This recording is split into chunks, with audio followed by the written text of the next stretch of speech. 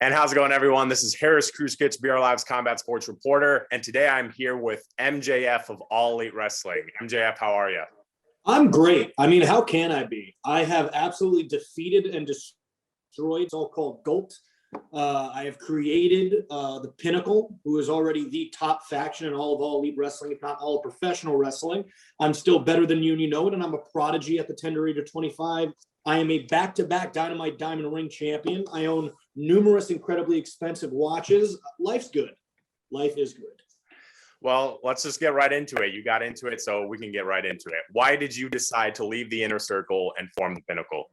Haris, if you paid attention to the show, I made it very clear that that was the goal from the jump, okay?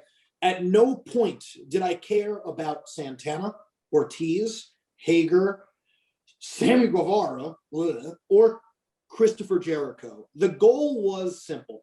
The goal was to take out the strongest faction in AEW, to learn as much as I possibly can about being a leader in a faction from Chris Jericho, and then to, after I destroy it, to build my own faction on top of its remains, being the Pinnacle. Why did you feel it necessary to assault Jericho rather than just leave the Inner Circle and form the Pinnacle?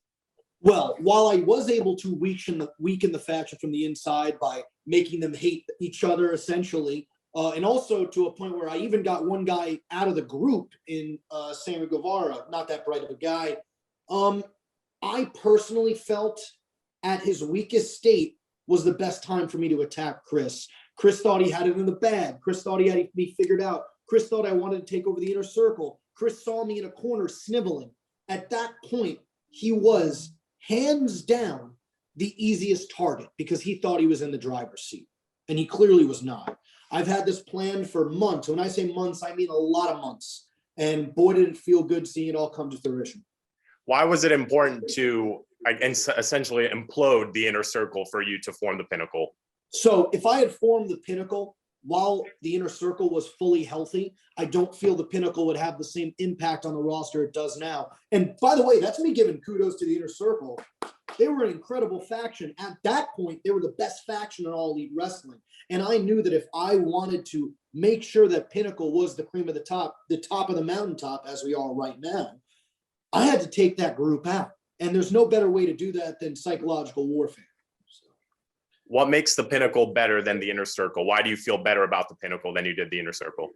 I think I was able to make it very clear that there are some sincere cracks in the Inner Circle. I don't believe the Inner Circle is as close as they like to make themselves out to be. I saw it live and in person. I think Sammy Guevara is jealous of Chris Jericho. I think Chris Jericho is jealous of them because they're at an earlier part of their career. I think Santana and Ortiz are jealous of everybody else because they're not getting the same amount of opportunities that they feel they should. I think Jake Hager is jealous of everybody else because he feels he's not getting the same amount of opportunities. None of these people feel heard, okay? Whereas in my group, we're all top guys. Everybody's going to get opportunities because everybody is making sure that they are in tip-top shape, in tip-top health, and we're also very a tight-knit group, okay? Sean Spears, love that guy. I recall gambling with him. That's how we met, outside of me having to deal with the whole entire mirage of me pretending to like Cody Rhodes. We can get to that if you'd like.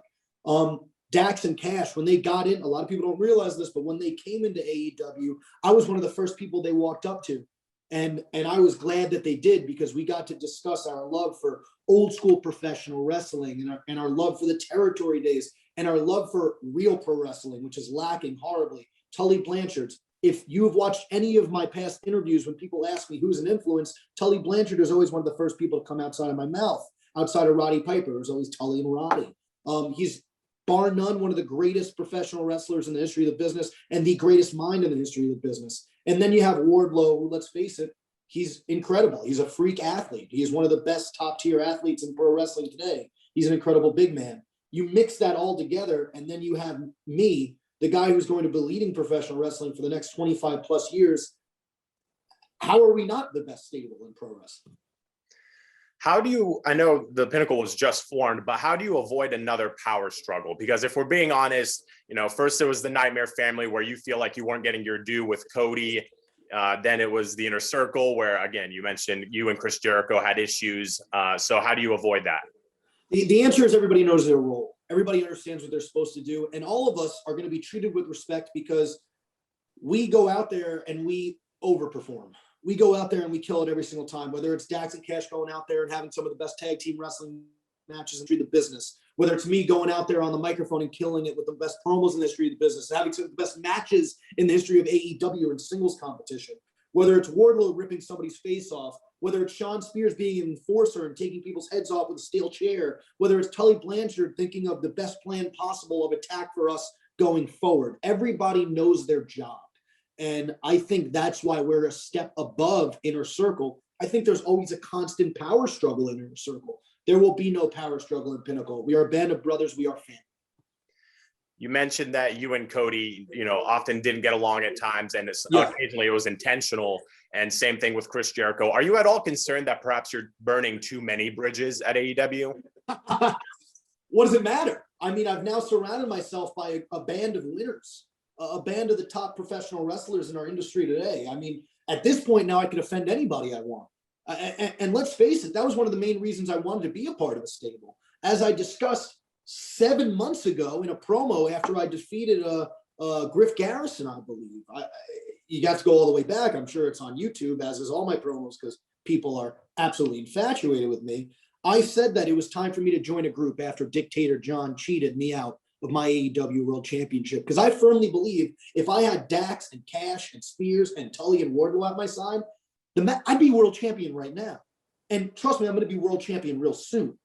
So no, I've never been less afraid of pushing the envelope, which should scare everybody because I was already pushing the envelope pretty heavily previously to this group. So these are very exciting, unprecedented times in my career and in everybody else's in the Pinnacles. This Wednesday at 8 p.m. Eastern, obviously it's the next episode of AEW Dynamite on TNT. What does the Pinnacle have planned? Domination. It's that simple. I think Cash, Dax, and Spears are going to go out there. We're going to absolutely dominate those blithering idiots on the other side of the squared circle.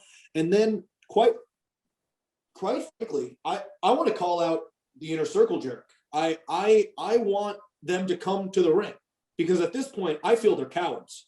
And some might say, oh my God, you injured them. Of course they're really.